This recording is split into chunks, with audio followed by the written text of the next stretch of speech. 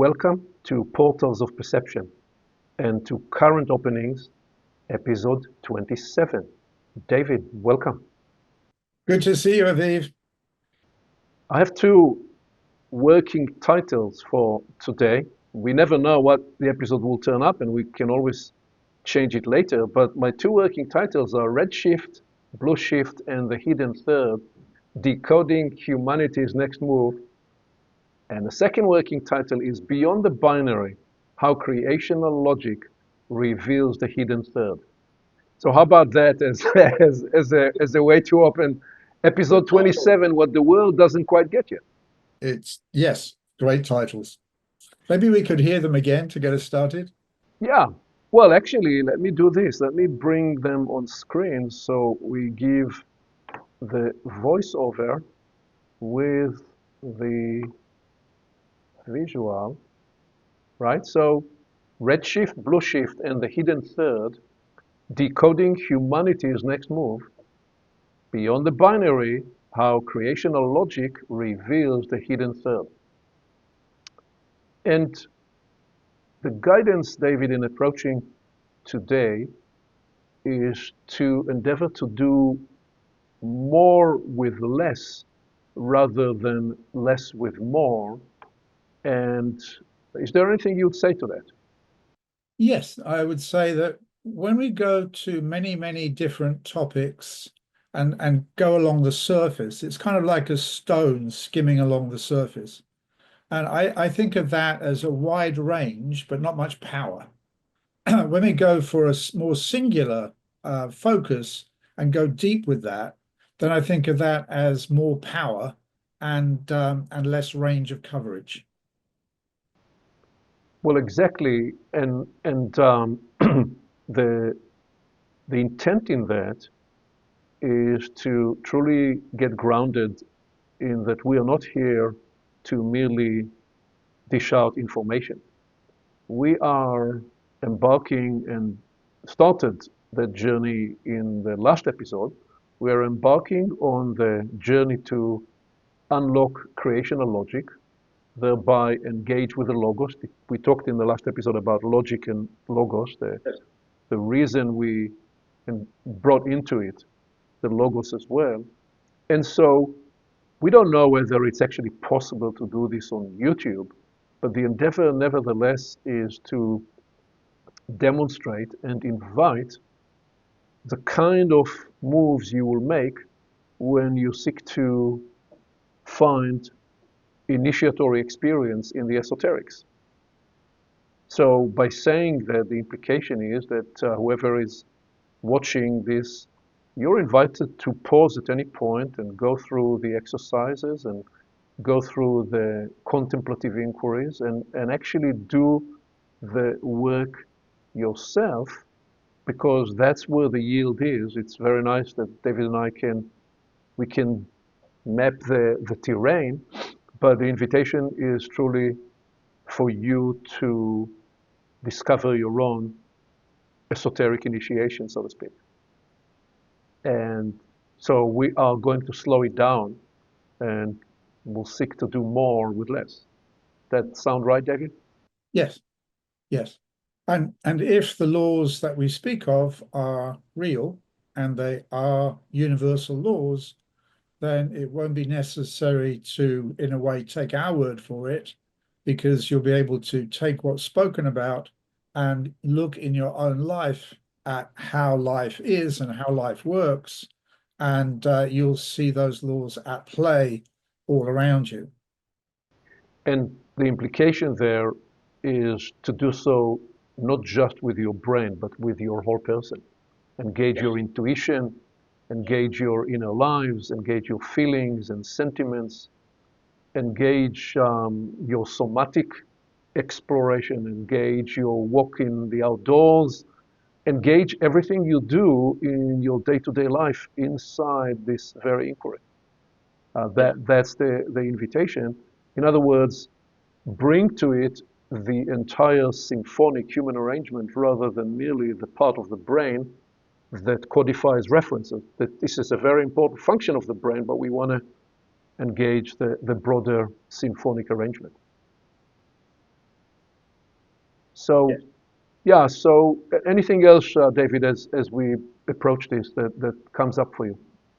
Something to do there with the somatic, that idea of beyond the binary, just as an opener, which is when you are going out for a walk and you're going left foot, right foot, left foot, right foot, or right foot, left foot, right foot, left foot.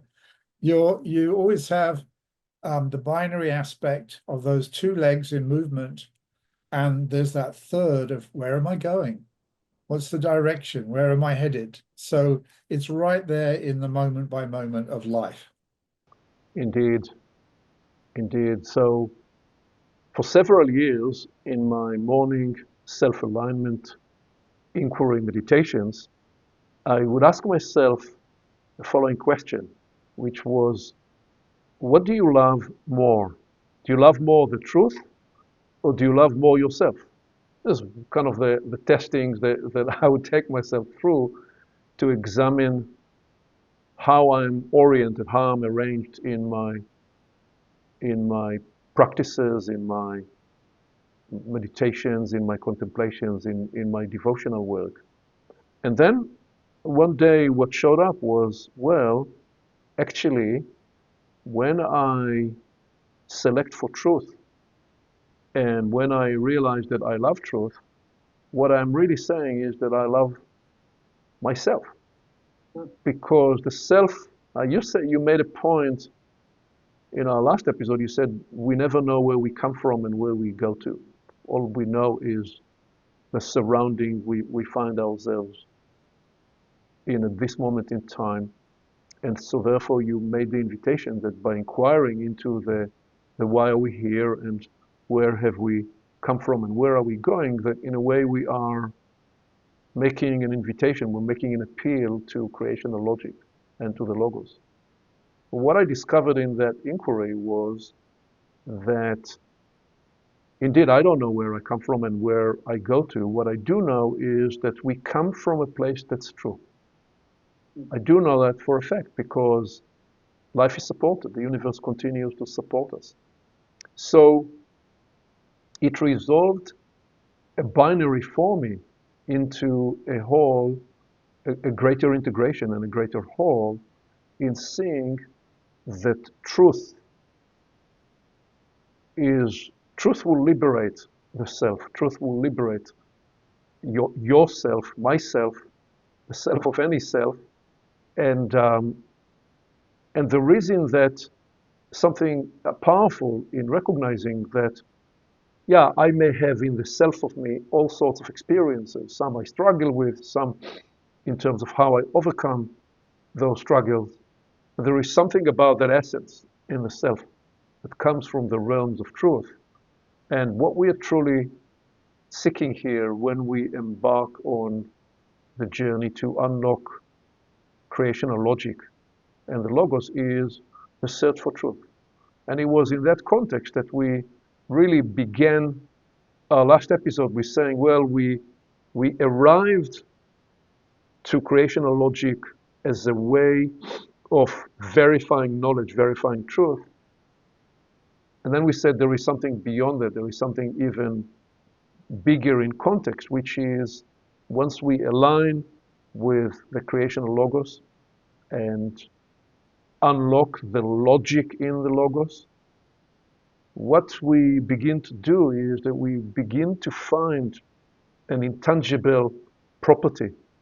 We begin to find harmony and flow and luminescence and variety of unimagined blessings and uplifting power will find us because, as you said, we're talking about, well, we're not just talking, we are lining up, we are attuning to something real that works throughout the universe. And so when we are attuned to it, it flows through us and with us, which is truly the bigger context. Anything you'd say to that before we recapitulate the yes and no framing? Yes, that increasingly in the Western world, which is where we are at this time, there's an emphasis on on my truth. This is my truth. and a movement away from what is the truth. How do we get to the truth? Because my truth is based upon my personal experience, and nobody can question it, challenge it, because it is my personal experience. Well, that stays locked into the person's energy field. It goes with their persona, their personality, their psyche. But that quest that comes through with the esoteric tradition of how do we get to the truth of the universe? How do we get to the truth of the logos within which we live? And that's where creation logic starts to illuminate a path that is over and above that my truth into, yes, there's what I've experienced, but what is the truth of the laws that apply to all people, that are bigger than personal?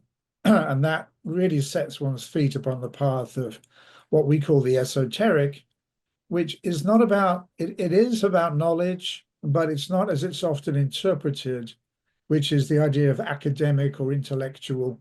It's very much about connection and the energies that we're able to, as it says there, find harmony and flow, and then bring that greater energy through us, which is over and above our personal story into the bigger story of humanity within creation, within the logos.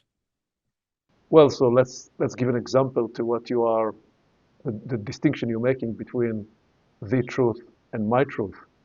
So because what goes with this time is that people create what you can describe as the performative truth. So they want to show their friends how a wonderful life they live and how happy they are. So they post something on Instagram that they made up to look wonderful. And that's the performative truth of the moment. And 5 minutes later or 5 hours later, they look at who liked and who didn't respond, and they become depressed about it. So we see the binary of the performative and the undisclosed, the not disclosed. But the truth is that human moods and feelings and experiences are shapeshifting. And how we feel and what we experience and when we expand and when we contract, all these are partly defined by those things we say yes to and those things we say no to. And so the energetics that we process, they define and shape our moods and our feelings and our experience. And when you say that, you are describing a natural principle of how the human in itself is a system that can process different emotions, different moods, different feelings, all of which associate with different energy. That's your space, your mastery. And those things you choose to say yes to or no to, because that is, and when you do these over time, when you build over time what you say yes to and what you say no to, that shapes the character. It is no longer just an act for a moment, it becomes a character. What's a character? It's the imprint of the embodied fashioning you've created because of those things you decided to give credence to and say yes to, and those things you said no to. So that's how I will instantiate. What would you offer to that? Well, firstly, to pick on the performative aspect, just lowering the tone a bit, but how, as an example, folks will take a photo of the meal they're about to eat. So they'll send that out. But you very rarely get photos of the washing up. Right. And here's the washing up that comes after the meal. So one side is given a lot more weight or bias than the other side. Whereas our life goes on in the, just like left foot, right foot, left foot, right foot, is we're saying yes to something, we're saying no to something else, we're saying no to this, we're saying yes to that. So it is through that production, as you said, character is built. And I love inside the word character, it actually says each act. So it's got an R. I think of R as being repetition. So our character is made up of what we do one act after another.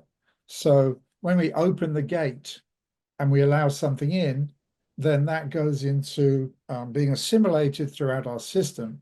When we close the gate, and this I think of both with our mind, with our feelings, and also in our physical somatic experience, when we close the gate, we don't allow it in. And so that then forms us up over time, and we become the product of what we process. So it's like we become the aggregated result of what we've said yes to and what we've said no to. And that is how we get, in that sense, both those the two binaries are like propellers to bring us into that hidden third, which is, well, what we actually become. So we become, there's that saying, we become what we think about, which is more to do with the mind. I prefer to expand that out and say we become what we process, process mentally, emotionally, and physically. And we say yes with our emotions as much as we do with our mind, as much as we do with our physical body and what we bring into it. And equally, we say no with our mind, our emotion, and our physicality. And why did we decide to focus on the study and the nature of polarities as we embarked on the unlocking of creational logic? Because of the observation that, first of all, the planetary domain is shaped by endless polarities. Everywhere we look, we see polarities. And secondly, because we realized that anywhere you look now, you see conflict and struggle and polarization. And the strife of polarization is really a byproduct of not knowing how to live according to creational logic. So the polarities play us rather than us managing and handling the polarities of life in a constructive way. Now, the third thing that's curious that comes into it is that over the last few decades, with East coming West, we now have millions and millions and millions of people all over the world seeking to get into non-dual states, the desire to experience non-duality as a blissful state, which is okay, it's legit. What we are proposing here, though, that is, first of all, when you obsess with non-duality, you're essentially in another duality, because you are either in non-duality, which by itself is a word that expresses duality, or you are in the dual carnal planetary experience. So what we are actually proposing is we're taking a different approach. What we're saying is, by studying the logic of these dualities, rather than denying or trying to escape, by immersing in the study of polarities, we unlock their wisdom, we unlock their capacities, we unlock the power to lift us up. In other words, when we are subject to polarities, we contract, we become reactive, we vacillate between the blissful and then the downfall from that. And all these syndromes are byproducts of, if you like, being captured by polarities. And what we're saying is we're coming up a different path. We're studying the creational logic latent in polarities to, as you said, discover the hidden third, where liberation, transcendence, inclusion to a point of a greater whole, all of that can be unlocked.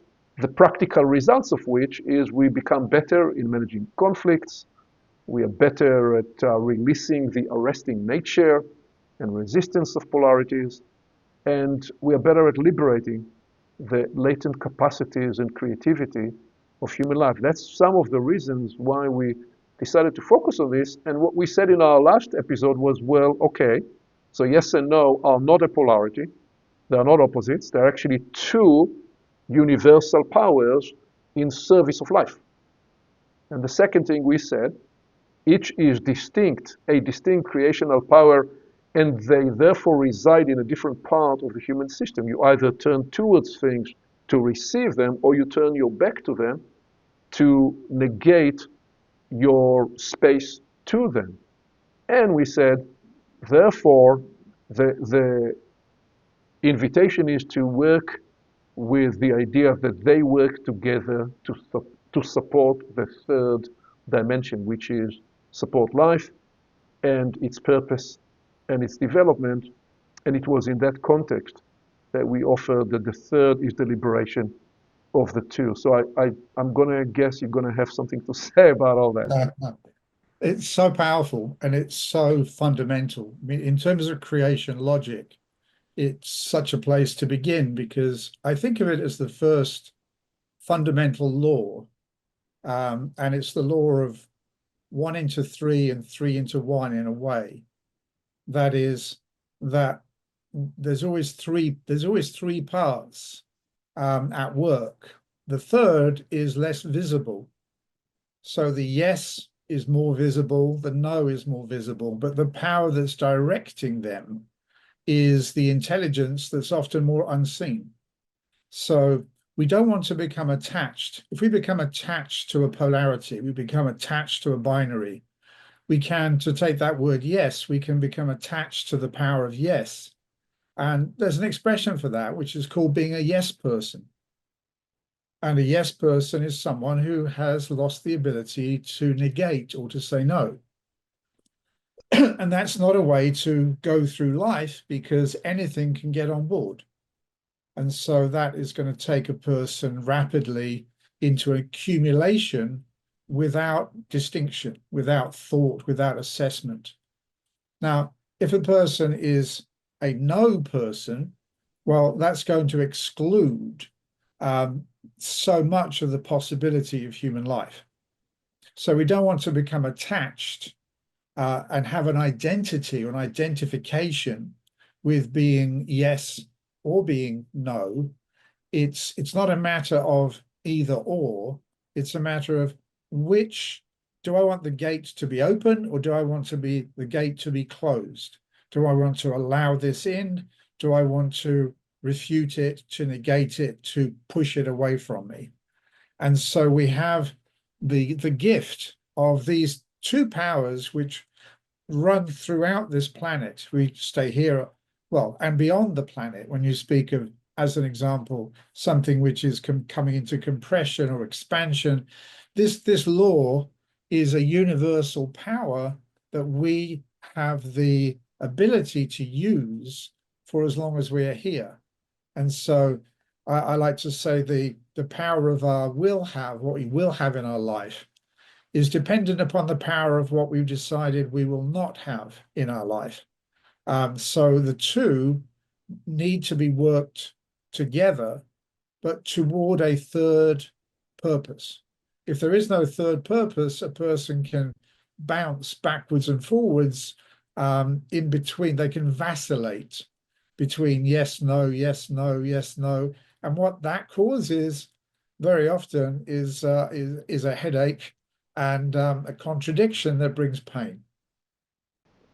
Which is curious then when you look at the title, yes and no, because if you read it in the opposite direction, it says no, DNA yes. In other words, in the way you frame that it's not about one or the other, it's about the greater whole and what they serve, what is in a way hidden almost without intent in this title is that the yes and no, they shape together a DNA, which is curious. When you look at the molecule of the DNA, the double helix, what you have is the very principle we are describing here. It's these two sides, but really the third vector there is the fact that the helix develops and therefore defines for the life according to its DNA what it can and cannot do, what its system is engineered to say yes to, and what it is engineered to say no to. I can stand on the table here and flip my arms until tomorrow, until I'm blue in the face. I will not take up into flight because the DNA formation of the human design is not meant to facilitate flight, at least not in the physical sense. Where the mind goes is a whole other story. Yeah. So there is an invitation here to recognize that implicit in the two is the latent third revelation, which is what we want to now develop on and lead further into the hidden third that brings revelation and integration to the two, and brings three additional facets of yes and no, one of which you have already spoken to without knowing what's on the slide, which is okay. That's the way we roll here, which is this one. Okay, so I thought, what would be three additional layers to instantiate and build depth? This is the idea of doing more with less. And I thought, let's begin with open and closed. Because, okay, we can open and close our eyes. You can try it right now and you'll see that it actually works. We can open and close our mouth. And in a minute, I will close my mouth because I would want to attend to my ears. And when your mouth is open, you don't always attend to your ears in quite the same way. What I'm proposing here is really the awareness that there are systems that the open and closed option is engineered into them. I can't close off the sensitivity of the skin to touch. I can't close off unless I try to close my nostrils or put earplugs in my ears. These are not designed or engineered to have that choiceability.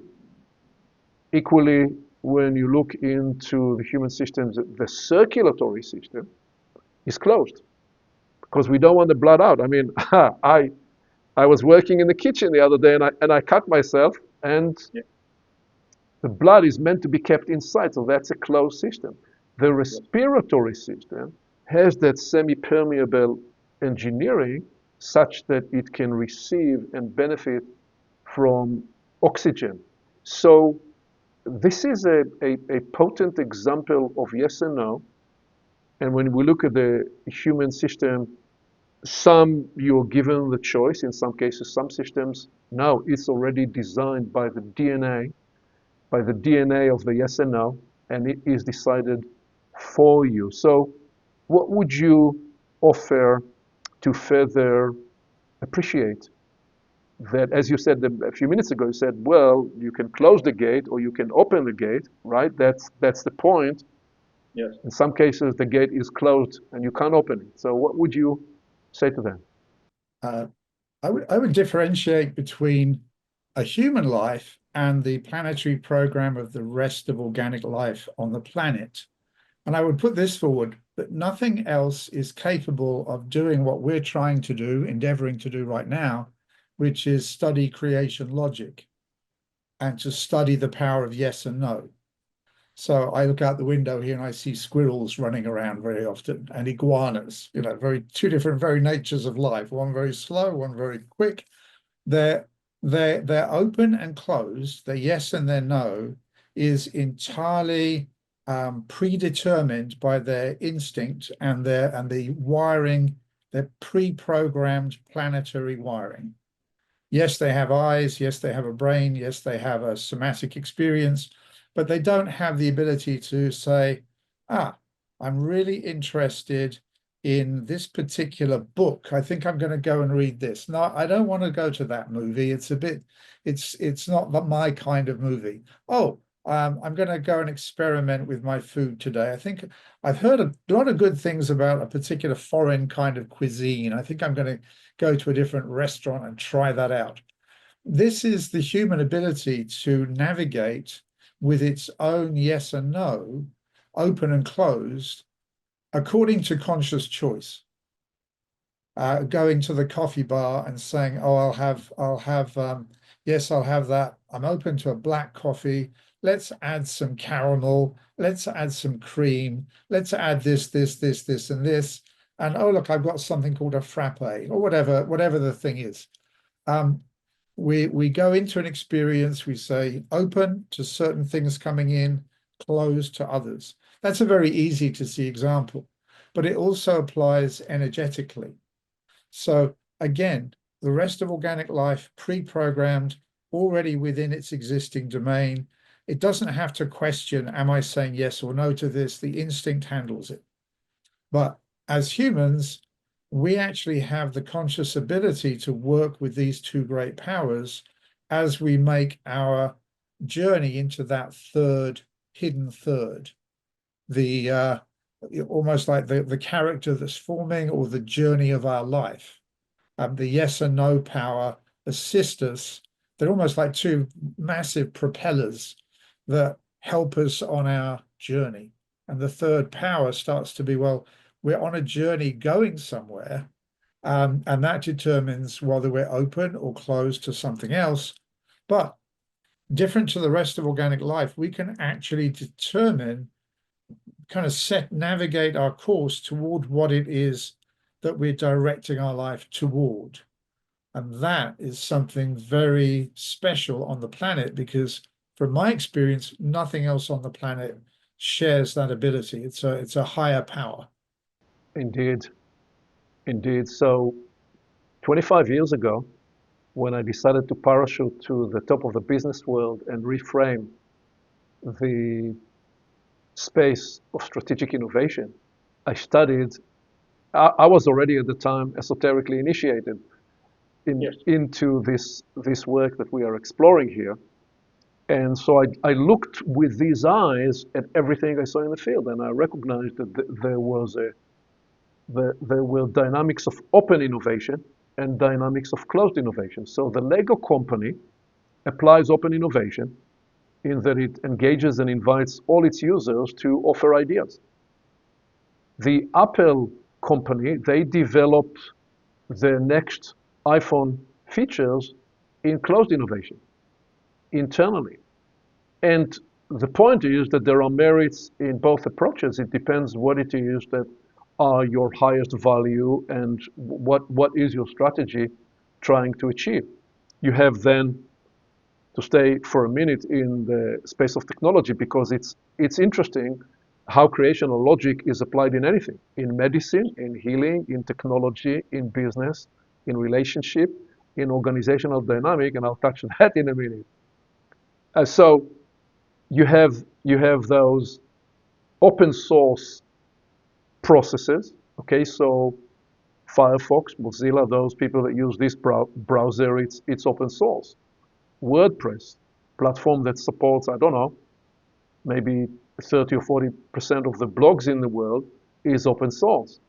But then you have systems that are closed source, such as, for example, Microsoft doesn't open the source code of Windows. Windows is internally kept in Microsoft. So it's a proprietary code.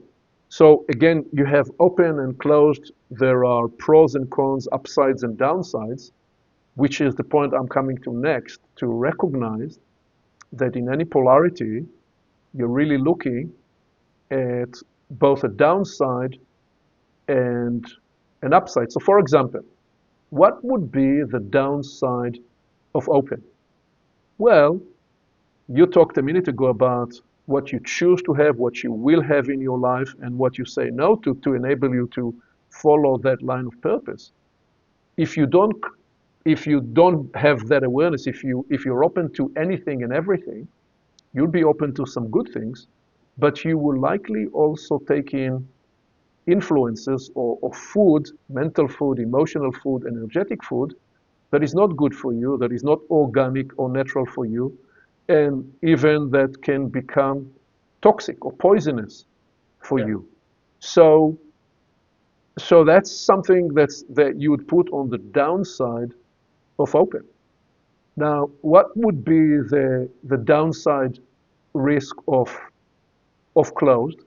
Well, the downside risk there is that you use the no power too often and too broadly, and that you use the excuse of habitual life as a way to camouflage for purpose or for what it is you're trying to accomplish, and you become fixed. So too much negation, too much that's closed, you'll miss on the opportunities that could regenerate and replenish you. So these are just some examples to evaluate the downside risk of open, taking in what perhaps is poisonous or unneeded, the downside risk of closed, which is, for example, you become fixed because you're not taking the inflow of new energy. And now we can look at the upside of both, because each represent tremendous amount of upside. I mean, the downside of open is when you're open without discernment, without filtering. The upside of open is that you receive new impressions, new ideas, new energy, new uplift. Ultimately, you are able to be catalyzed by all that's planetarily and universally available for you.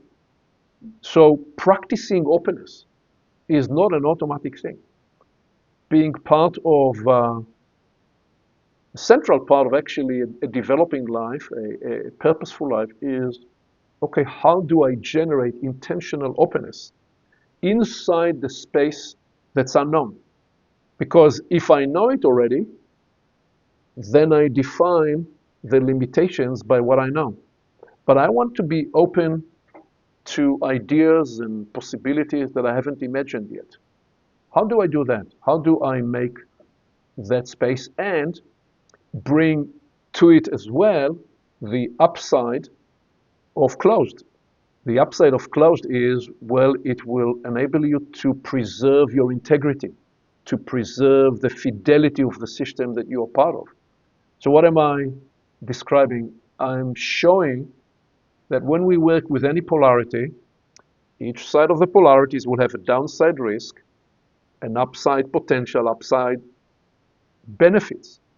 Working with polarities is actually harnessing, engaging each other to unlock at the highest possible level the upside of both elements, both sides of the polarity, ultimately serving the hidden third.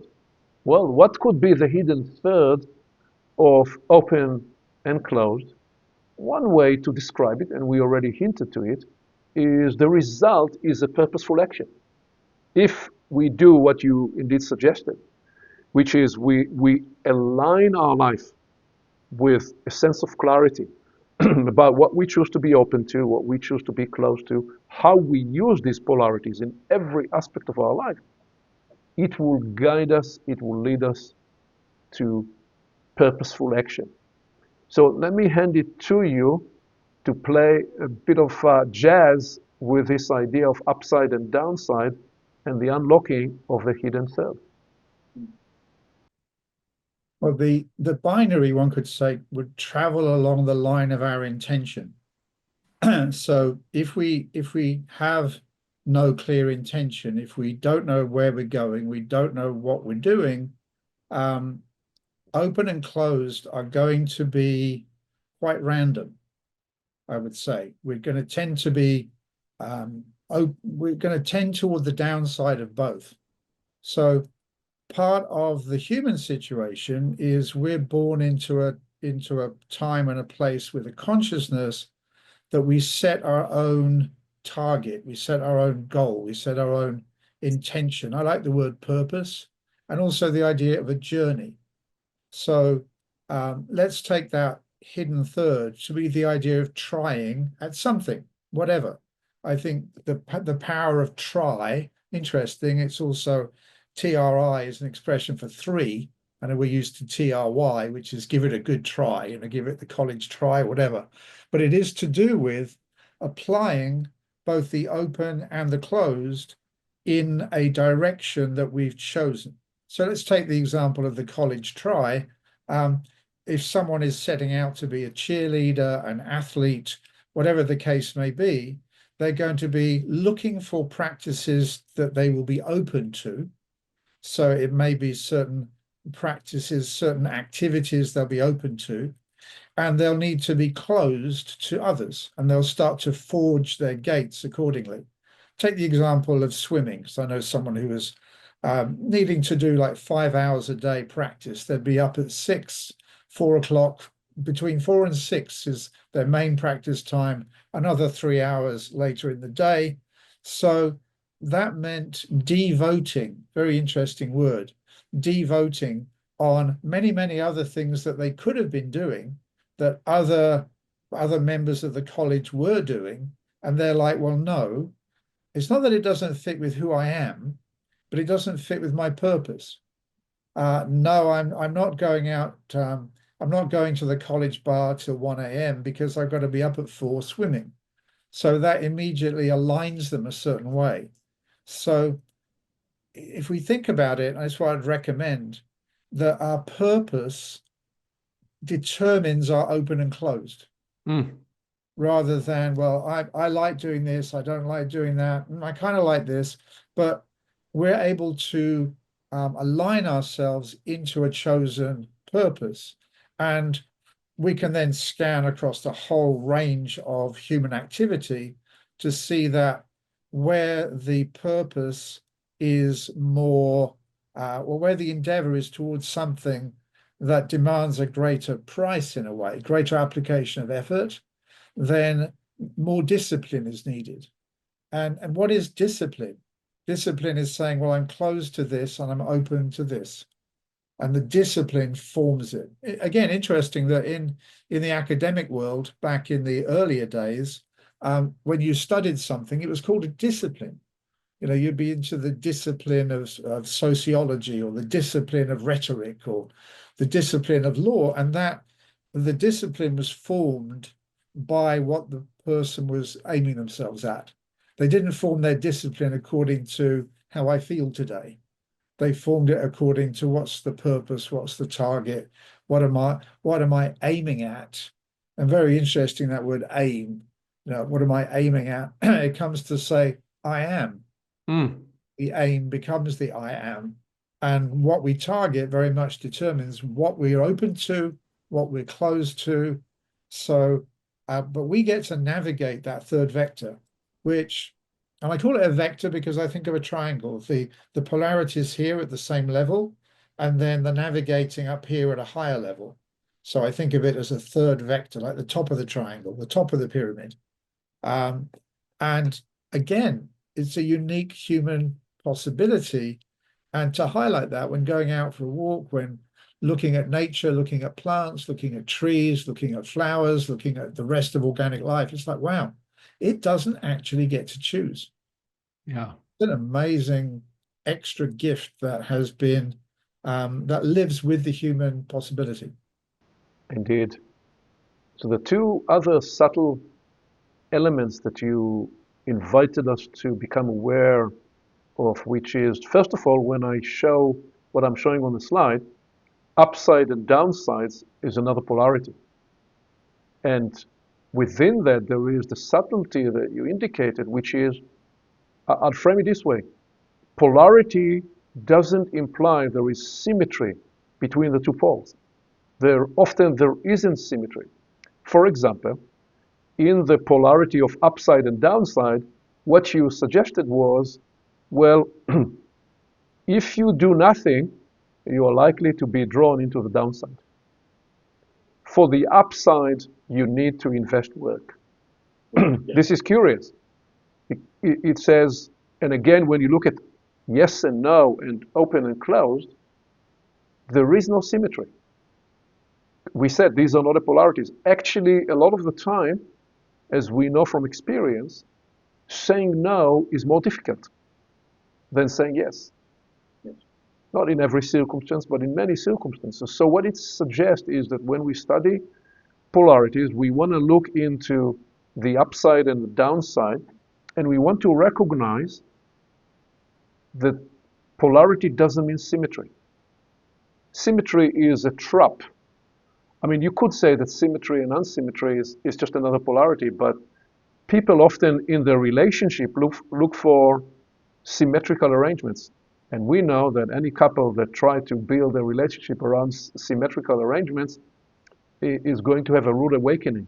If you're going to try and divide the days of the week, who takes the trash on which days, and legislate it in your relationship at home, not a very good protocol for lasting relationships. We rather any third vector, any agreement that integrates the two, looks to play to the upside of each of the poles. That is the mystery of unlocking creational logic, which brings me now to invite us into the second deepening around yes and no, which you talked about actually quite a bit in our last episode, the idea of attract and repel. And you mentioned that initially when the law of attraction was framed early in the 20th century, it had its sister law, which was the law of repulsion. Yes. And so we want to look at this, and I'll just offer one or two starter notions here, and then invite you to play with this. Because if we take the example of magnetism, it is very interesting, because what we're discovering is that it is the opposite poles that attract each other. The north and the south pole is where we find attraction. If you didn't take it for granted, it would be legitimate to say, well, why is that so? Why is it that opposites is where we find attraction? And actually we find repulsion when north is being drawn closer to another north pole, we will experience repulsion. Why is that the case? Well, we didn't say that initiation into the esoteric ways of appreciating creational logic we will answer all the mysteries there, but I will cede and say that there is a great universal mystery in that, which is part of how the universe keeps it together. If we didn't have the poles attracted to each other, they will fly each in an opposite direction.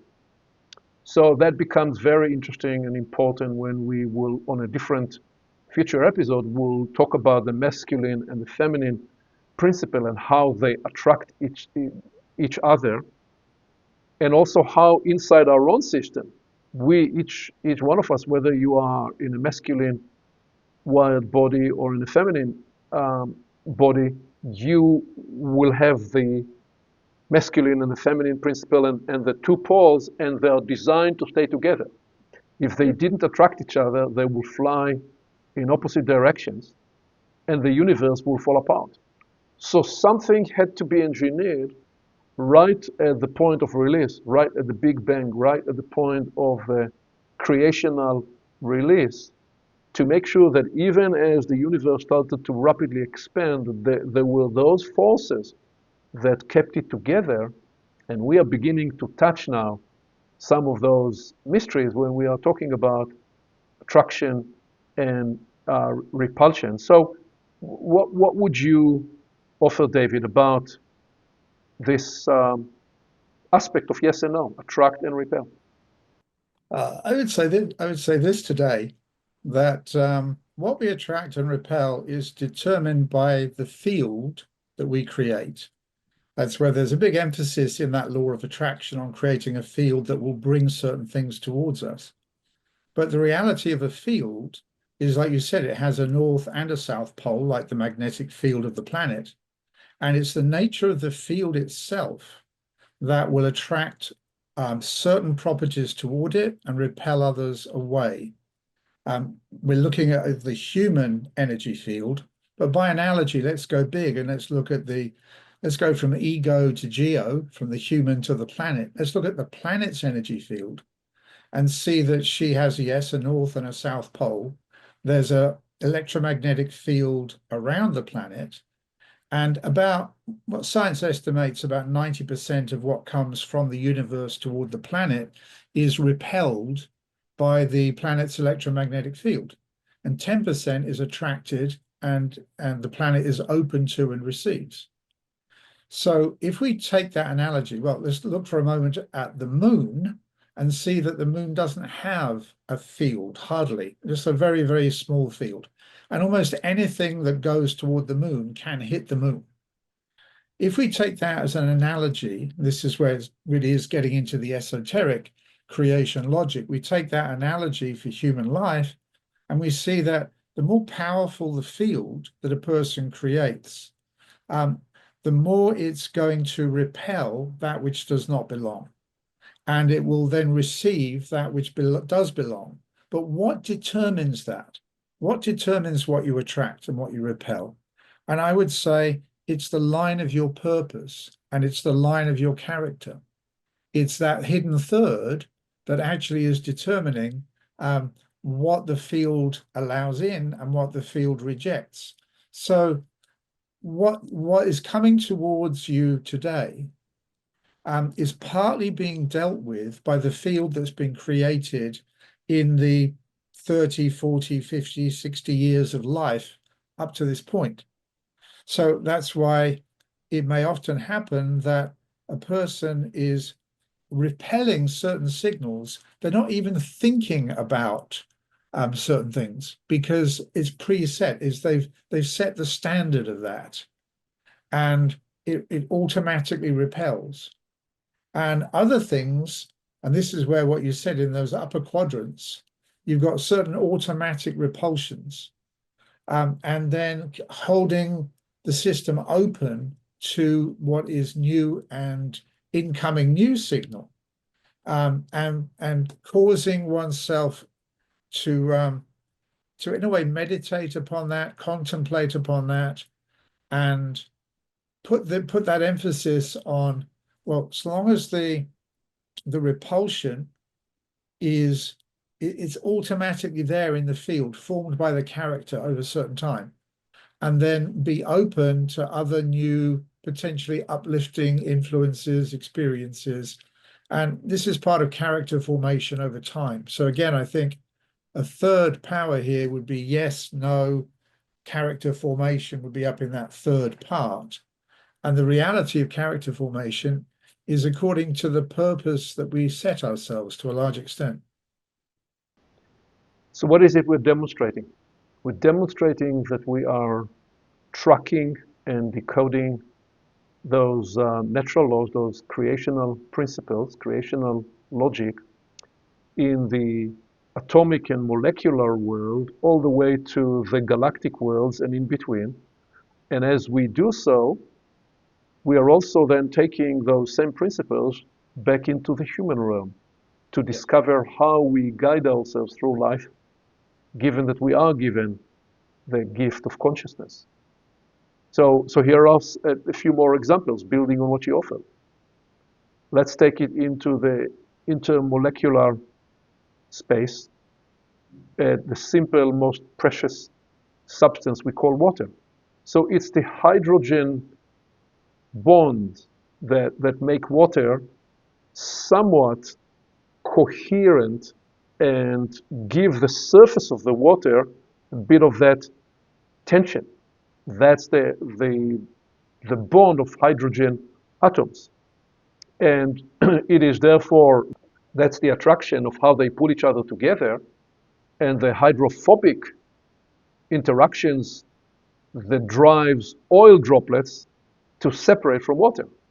So it's down, attraction and repulsion is down to that level.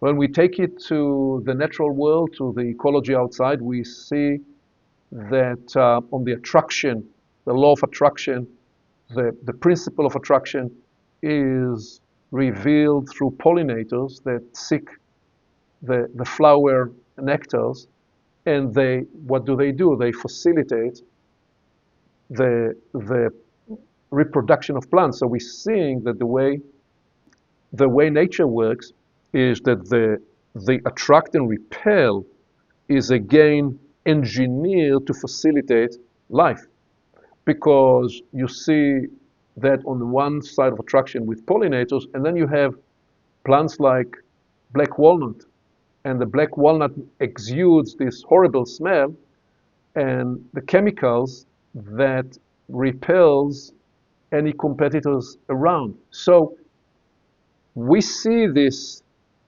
engineered all the way down to the atomic level and to the natural expressions of life, and we see these dynamics certainly getting expressed in human endeavor.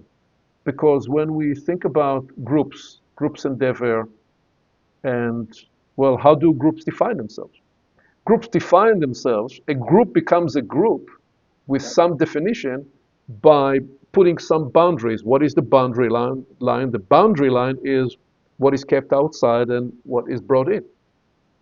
And yeah, some groups are completely open and there is no boundary line, but some groups develop a certain what defines us. It may be around purpose, it may be around values, it may be around style, it may be around shared passion, it may be around a certain athletic pursuit, it may be around anything. Yeah. But the moment the group say, we are about this, they say, we are going to attract more of that, and we're going to say no to other things, and they put some kind of a definition around them.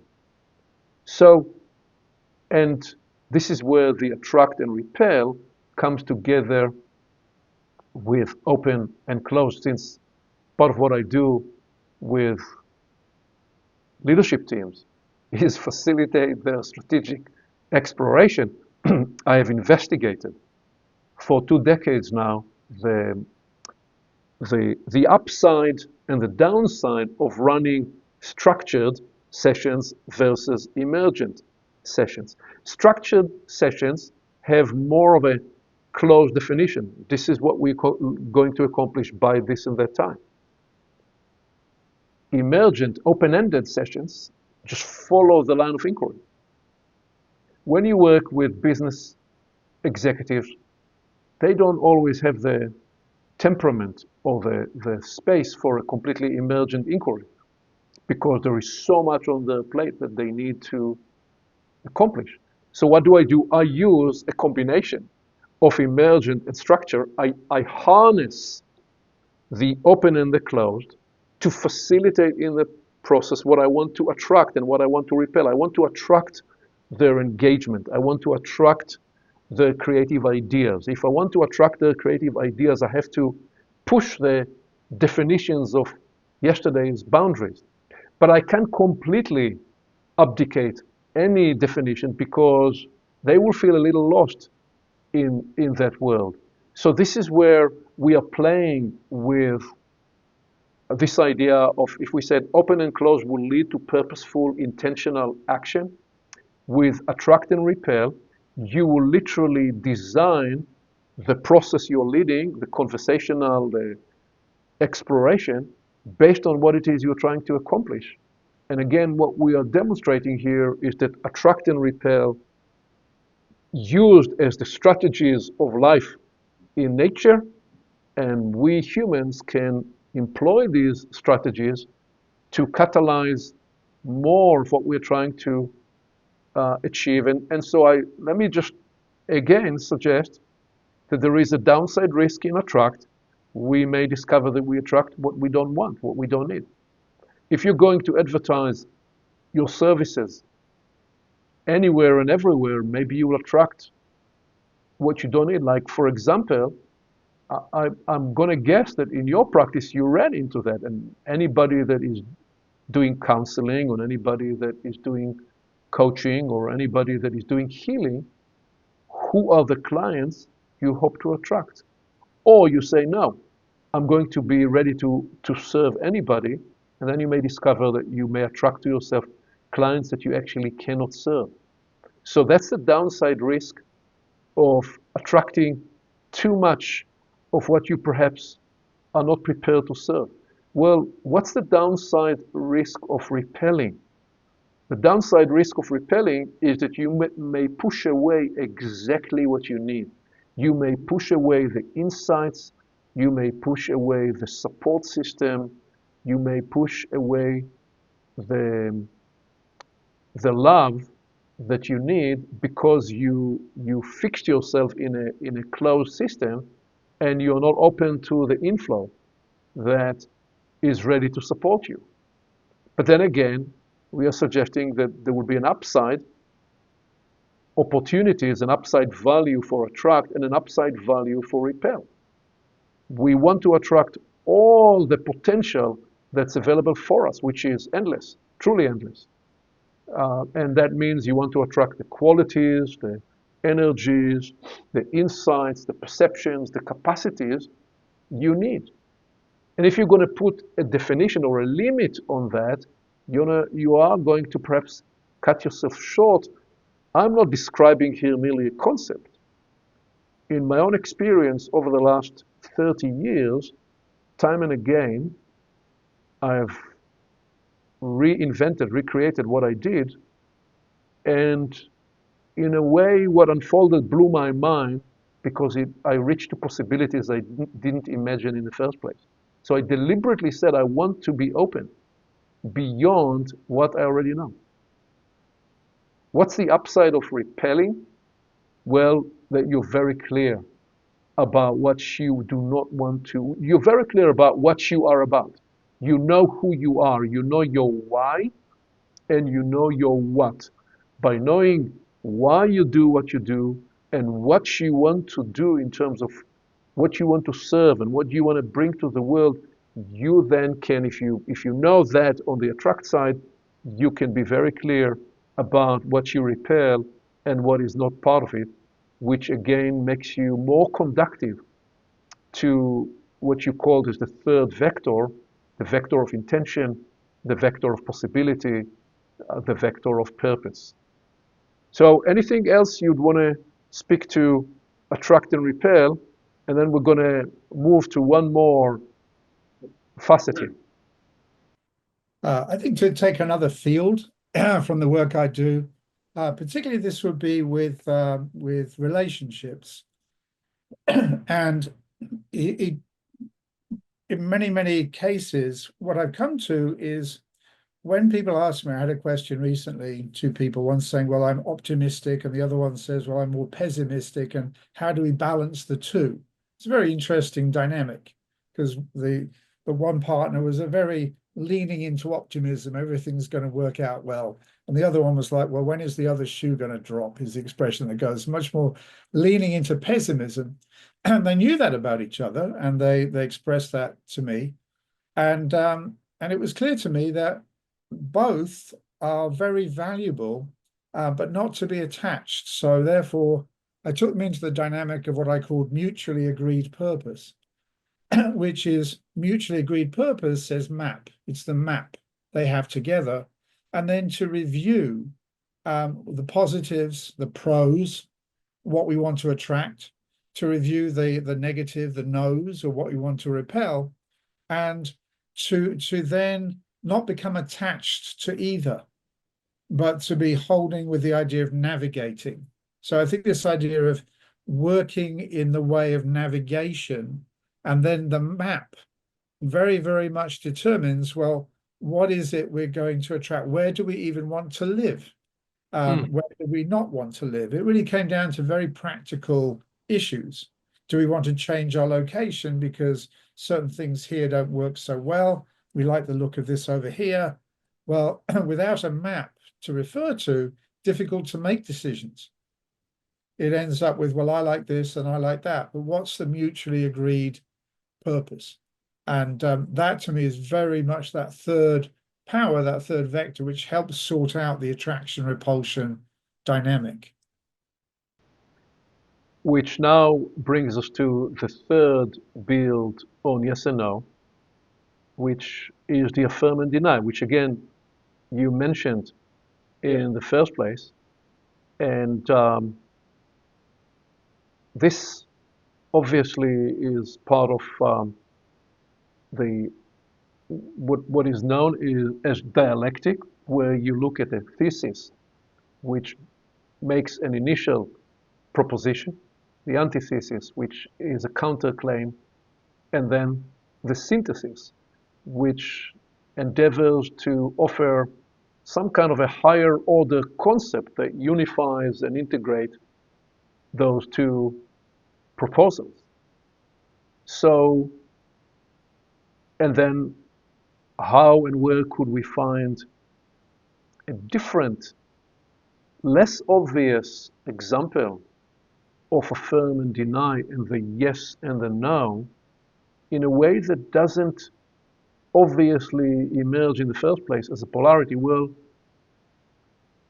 it appears in so many ways. Think about, for example, seed working to germinate. The life impulse in the seed is pressing upward, outward and upward. And that's the affirming impulse of life. The hard, compacted soil resist that is, if you like, the denying factor. And the beauty of that is that that appears for us in our life in so many ways. We want to lean into a new area. We have that affirming impulse in us, and the first thing we encounter is the everything that resists. Well, you're going to have to do many tests before you're going to be allowed into that domain. But then in the case still of the seed, so the hard compacted soil resists the seed until it rains. And the warm moisture softens the soil.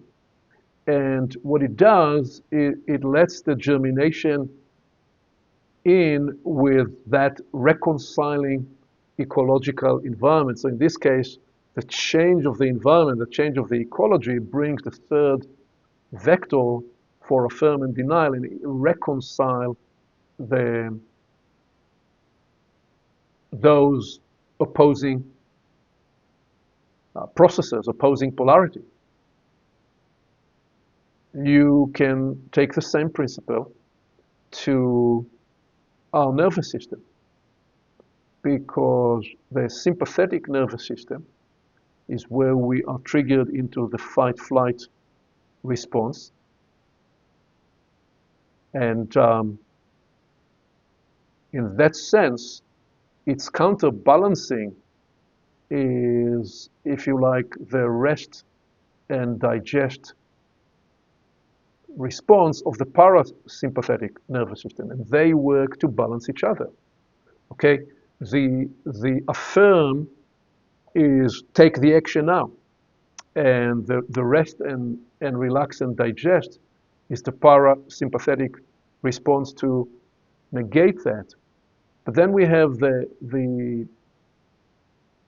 hypothalamic pituitary reaction or work to balance the vagal nerve system. And when we have those brain chemistries working through to balance and integrate the two nervous systems, we find that equilibrium point that balances the right heart pulse exactly such that you can be a functional human and you can make a fast response when you need to, but you're not subject to the fast response. You're not just in a reactive mode, but rather you use these as two tool sets.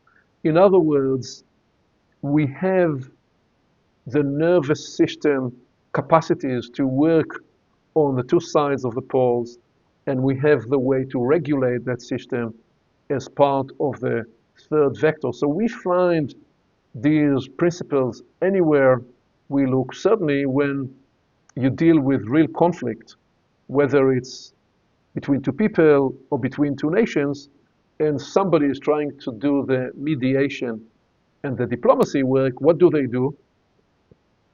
They take the first claim and demand of one side and the claim and demand of the other side, and they reframe both into an articulation that would offer some reconciliation. So that's the reconciling power, honoring the affirm and deny, allowing them to coexist rather than explode at each other.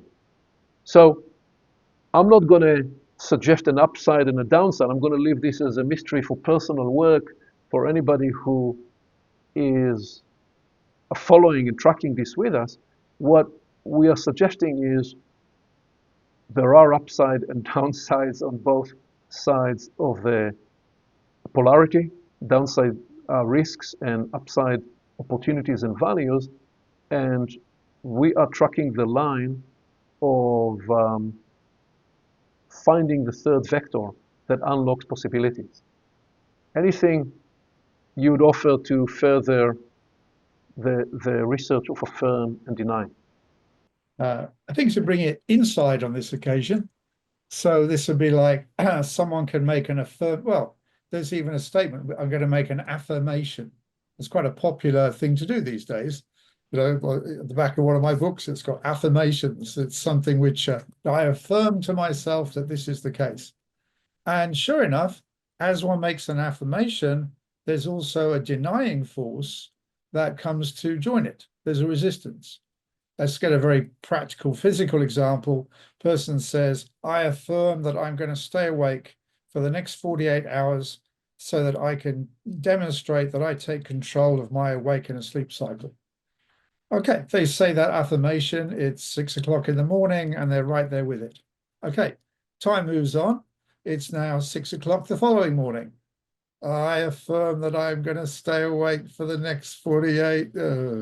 And the denying force, which is not really denying, but the internal need of the system makes another statement. And so it's like trying to stay with that law of attraction. If one keeps going positive, positive, positive, positive, positive, life does not work that way. There's going to be something which the human judge might call it negative, but it's not negative at all. It's the need of the system for rest and repair, which that affirmation was not realistic against the need. And this is actually what I came to with the couple I was working with about optimist, pessimist. I said, well, let's go to the third vector and let's call it realist. So it's not optimist or pessimist, but it's realist.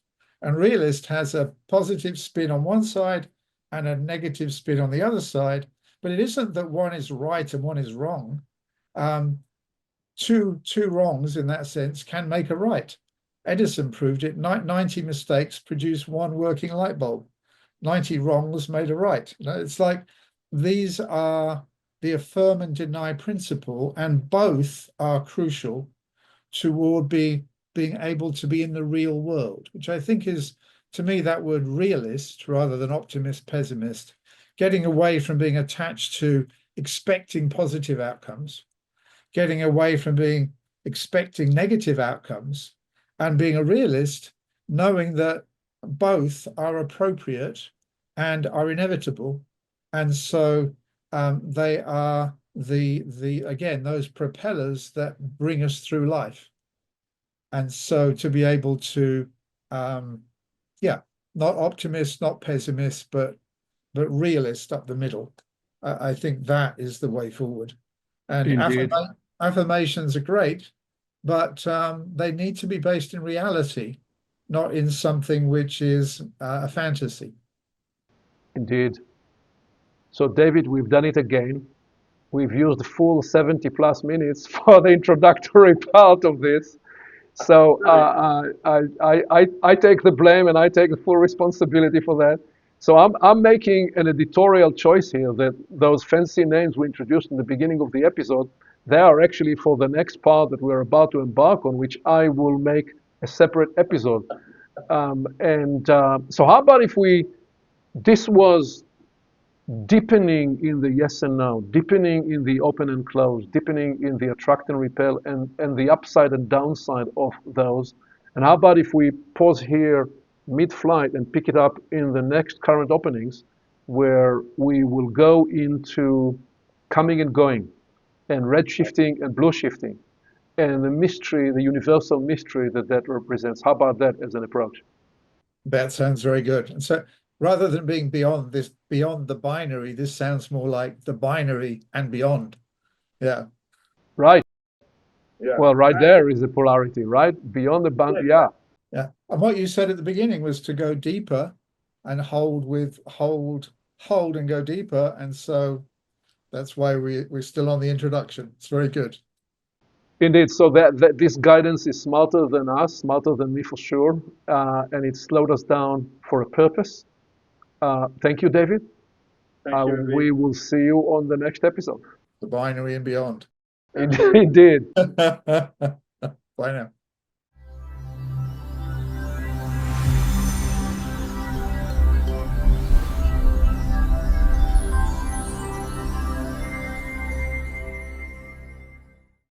Along with our website at portalsofperception.org, Portals is also available on YouTube and on all podcast platforms, as well as social media. You can become an active member and join the conversation in community events. And you can help us get the word out by liking this content and by sharing it with your friends.